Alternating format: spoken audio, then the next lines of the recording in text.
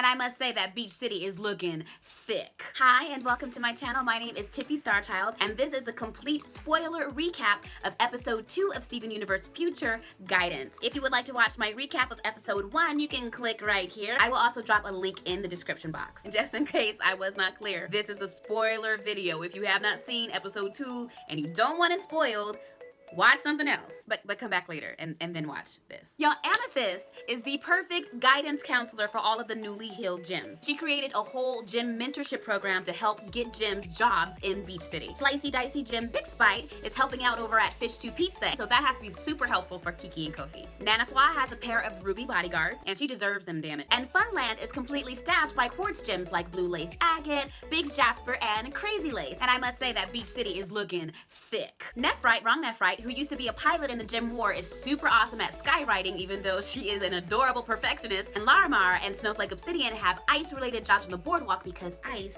is like their thing. So many gyms, so many cosplay options. I'm just But this is starting to make Steven a little bit nervous because all he sees is gyms being forced into the same roles they had when they were on Homeworld. So naturally, he starts switching things up just like bad supervisors do. You ever been killing it on a project? Doing good, seeing results. But then here comes your boss that has not been there, has not done the research, and doesn't really know what's going on, but they have a whole lot of opinions about what you're doing. Yeah.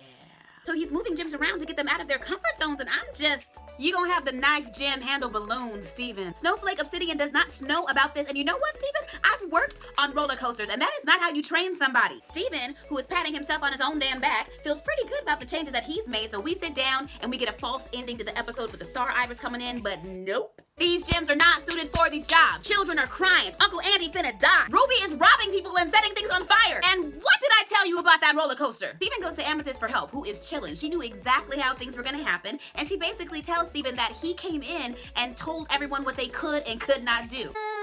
Steven acknowledges that he can't just come in and take stuff over, and they form Smokey Quartz to go and save the boardwalk. The roller coaster is broken, and Smokey realizes that they're not gonna get there in time, and they're going, they're low-key freaking out because they're not fast enough, and that's when Smokey begins to glow pink from their belly gym, and they move so fast that everything else appears to be in slow motion. Once everyone is safe, Amethyst and Steven are sitting down, and we really get a chance to see just how far Amethyst has come in this series. Remember, Amethyst was created to be a quartz soldier, but she emerged way after the war was over, so she's never had a purpose, and that's been her struggle, finding out where she belongs and who she is. Now she's sure of who she is, and she has her purpose in helping other gyms find themselves as well. Amethyst asks Steven what he wants for his future, and Steven has some doubts about his ability to help people because he was so off the mark with this one. However, we see that one of the gyms, Larimar, who is so funny by the way, really likes her new job placement on the boardwalk, handing out stuffed toys to children. So stepping outside of her comfort zone really worked for her. And to me, Amethyst asking Steven what he wants in his future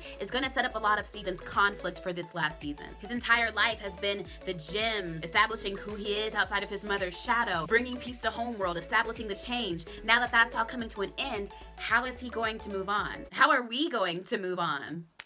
This also presents a dichotomy of Steven's powers. One time we see his powers and it's like he's out of control. It's really angry. But this time he's able to call on those powers and it comes in handy. He's able to control it and he's able to save everybody. I'm very curious as to what this means. Is he only going to be in control if he has a fusion? Yikes. I think that what they're trying to establish is that his diamond powers are not completely good or completely bad. So I think that this is another area where Steven is going to be faced with a choice. He's been spending this entire series telling everybody who he is not. But now he's going to pretty much have to decide who he actually is. That's my take on episode 2 of Steven Universe Future. I hope that you enjoyed this recap and this review. Once again, if you have seen the other episodes, please keep spoilers out of these comments, but I'd love to keep this conversation going. I'm gonna get the other videos up pretty quickly since we're already 6 episodes deep into the season with 2 more coming on next Saturday. So make sure that you are subscribed to my channel and you also turn on post notifications. That way you know every time I drop a video. You can also follow me on Instagram and on Twitter at Tiffy Starchild. That's it for me. Have a great day, and I'm gonna see you next time.